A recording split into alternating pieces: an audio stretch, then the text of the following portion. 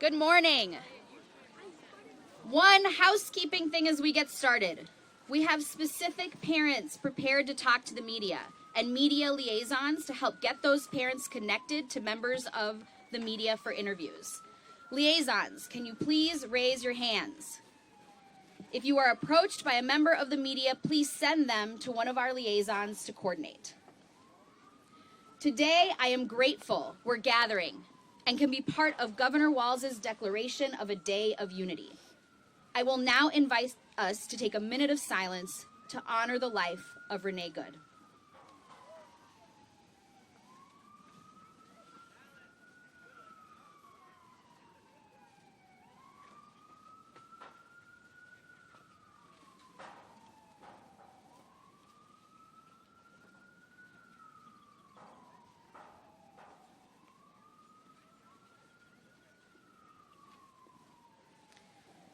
Thank you. My name is Amanda Otero. I'm co-executive director at Take Action Minnesota and a leader with Minneapolis Families for Public Schools. I have 2 kids, one at MPS and one in preschool. I am here today for a lot of reasons, but the one that I want to name is that as a mama, I am angry, I am scared, and I am devastated about what we are doing to our babies. And right now, places where they should not only be safe, but be cared for and nurtured to learn and grow are being made unsafe.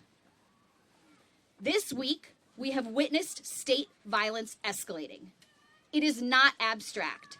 It is not theoretical. It is not something anyone can pretend to ignore. It is deadly and it is everywhere on our streets. An ICE officer shot and killed Renee Good, a mother, a wife, a neighbor, who was standing up for her community.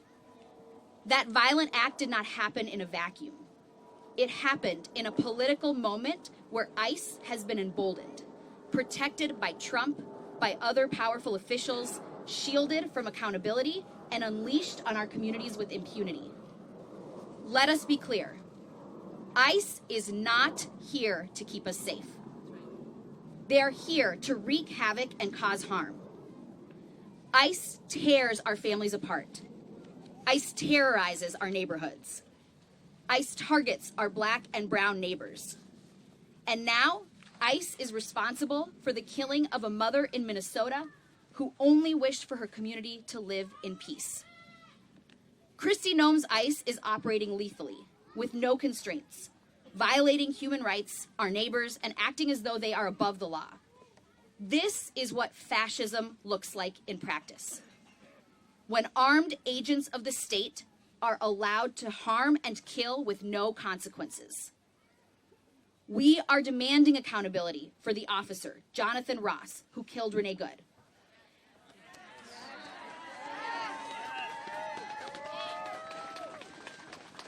And we are demanding that every elected official and decision maker use the full extent of their power to get ICE out of Minnesota.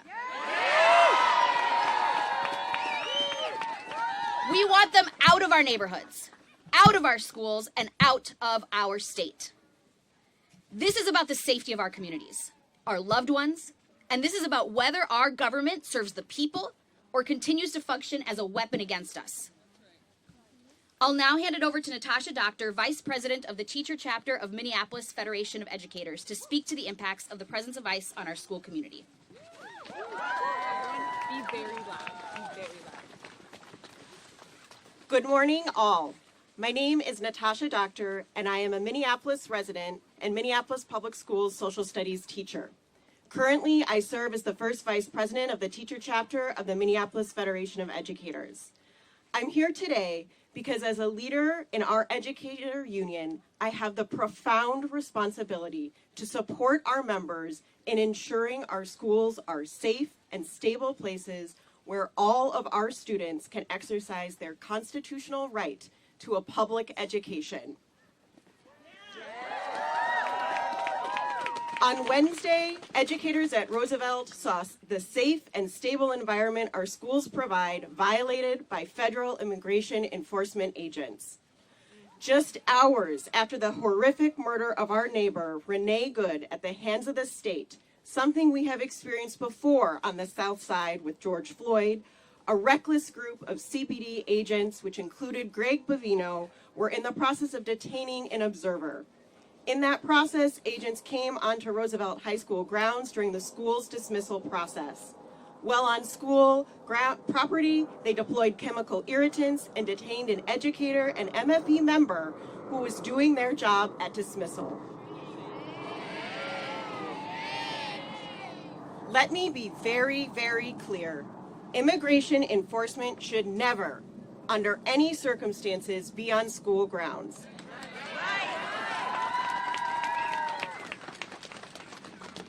As we saw on Wednesday, they do the exact opposite of making schools safe. And while Wednesday's event at Roosevelt was horrific and traumatic for our members, students, and community, it unfortunately was not surprising. And it's not even the main story here in Minneapolis. The main story is about the violence against our immigrant neighbors and the fear and collateral damage it is causing across our communities. The perpetrator of that violence is federal immigration enforcement. What we saw in Minneapolis on Wednesday is an escalation of an existing threat, not a wholly new one. These tactics are standard use of force for DHS, the Border Patrol, and in communities across Minneapolis, in Chicago, LA, and across our country. The escalation of violence and threats that these agencies are causing here in our community led to school being canceled yesterday and today because the conditions in our city with these agents are unsafe. Our city's children are our most precious resource. And we will be the ones to keep them safe. As an educator and union leader, I am begging every single person in Minneapolis to get a whistle, wear it at all times, and get plugged into the rapid response network in your neighborhood. Whether you live here on the South Side, over in Linden Hills, East Isles, or up over north, our community, you all, will be the ones to get us through this moment. We keep us safe, ICE out of our schools, ICE out of Minneapolis, ICE out of Minnesota.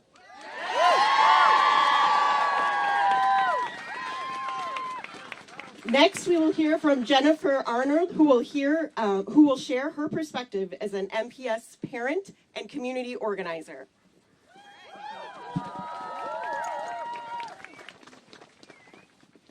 Good morning, everyone.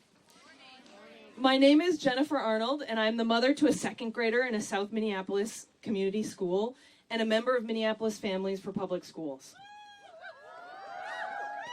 I'm here today to join with thousands of families and educators across the Twin Cities who are demanding ICE out of our schools, ICE out of Minnesota. Our neighbors cannot leave their homes.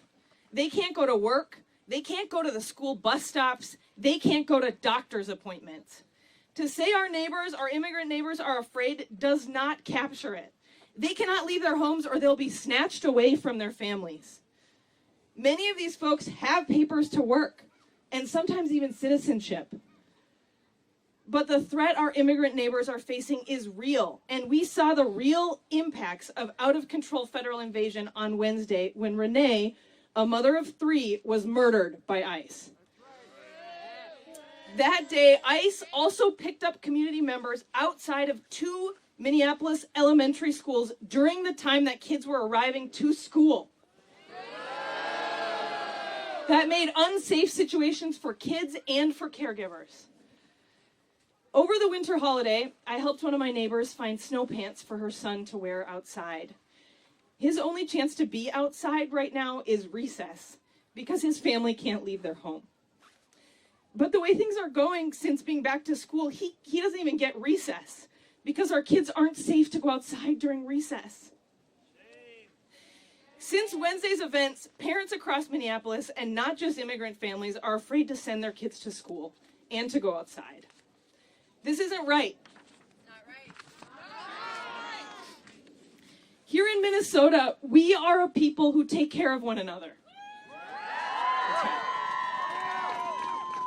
I've been working with other families at my son's school to make sure that kids in our community can get to school safely and can get the food that they need.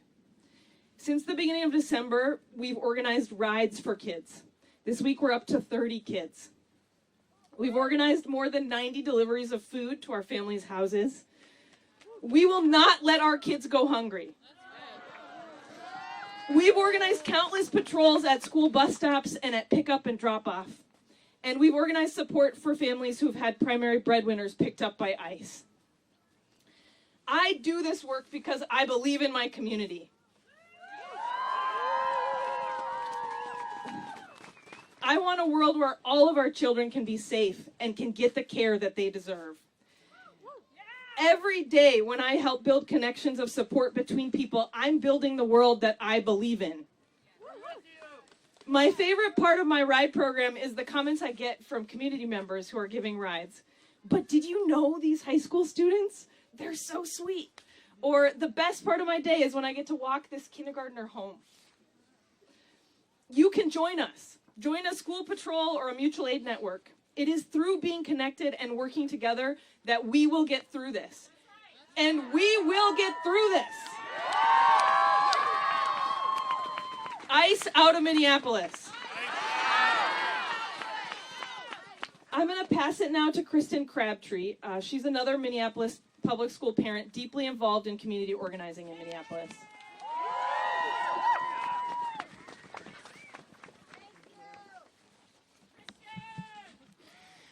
Good morning. My name is Kristen Crabtree. I'm a mother to a student at a South Minneapolis high school and a member of Minneapolis Families for Public Schools. I am here today to stand with thousands of families and educators across the Twin Cities, and we are demanding ICE out of schools. ICE out of Minnesota. We are 5 weeks and 4 days into the invasion of our community by federal agents. Over this time, we have seen our neighbors abducted, countless neighbors taken from their homes, taken from their cars, taken from school drop-off, and from streets across the Twin Cities. This last Wednesday, we saw the impunity with which ICE agents are willing to point guns and use chemical irritants around children, around neighbors, around caregivers, and around educators. We have seen that federal agents are willing to shoot and kill caregivers in our community. During dismissal at our high school, ICE agents came racing around the corner, pulled up right in front of the building, and created a scene of chaos and terror. Children were still exiting the building to leave school for the day. Many educators, neighbors, and caregivers were present. Our children experienced repugnant behavior from federal agents with zero regard for their safety. Agents carrying weapons and video cameras tackled and abducted community members, including our teachers, on school grounds. Gun-toting federal agents had killed a woman just hours prior and came and created a chaotic, traumatic scene directly in front of the school, throwing chemical agents into a crowd and using physical violence against our children. United States federal agents created an assault upon our students and community on district property in front of the place meant to educate, nurture, inspire, and grow our future generations. This is not safety. This is indiscriminate violence intended to stoke fear and division. But here's the thing I know about Minneapolis. In this city, we love each other. In this city, we don't only know that justice is what love looks like out loud. In this city, we actively struggle to build towards that vision every day. And something I love the most about this city is that we know how to organize. Do not forget who we are. This is not our first time. And there are more of us than there are of them. Thousands of our neighbors have already come together to organize networks of care and protection because we know who keeps us safe. We keep us safe. Some are delivering groceries. Some are making sure that kids can get to school. Some are keeping watch over their blocks. And while others are working to ensure that families have a roof over their heads and a place where their children can sleep at night. Every day, I see our neighbors showing up for each other. And in this city, we love each other, and we know that love is an action. Every day is an opportunity to wake up and choose us, and to actively stay in the struggle towards justice together. And every day is an opportunity for us to choose ourselves because we believe in the possibility of our people and the possibility of Minneapolis. We need ICE off of our streets, away from our schools, and out of our state. Check out defend612.com or Minneapolis Families for Public Schools on social media. There is a place for everyone in this moment, and I invite you to join alongside us. Thank you. I'll pass to Amanda.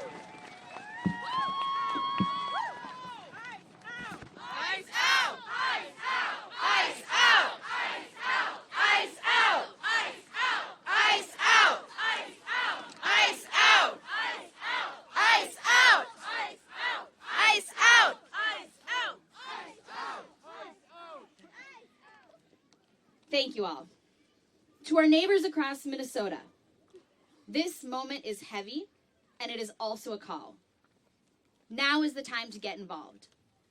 Now is the time to choose community over fear. Now is the time to show up for one another. We welcome you in. There is a place for you to stand with us. And we know that this is not easy.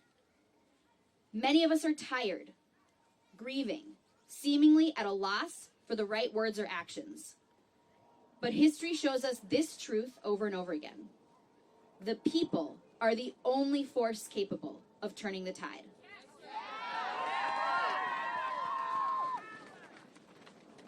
This here today, this week, what we've seen at vigils and protests in many times, in many places, after the murder of George Floyd, this is what love looks like. What it means to be a Minnesotan. This is how we stand together against fascism. Not just by naming it, but by interrupting it. We are fighting for communities where all of us can be safe, no matter where we were born, no matter what school we go to or where we live. Communities rooted in care, not cages. In dignity, not deportation. In freedom, not fear. We will keep organizing. We will keep demanding accountability. And we will not stop until every one of our neighbors can live safely, freely, and with dignity. When I say ICE, you say out. ICE! Out! ICE! Out! ICE! Out! Thank you.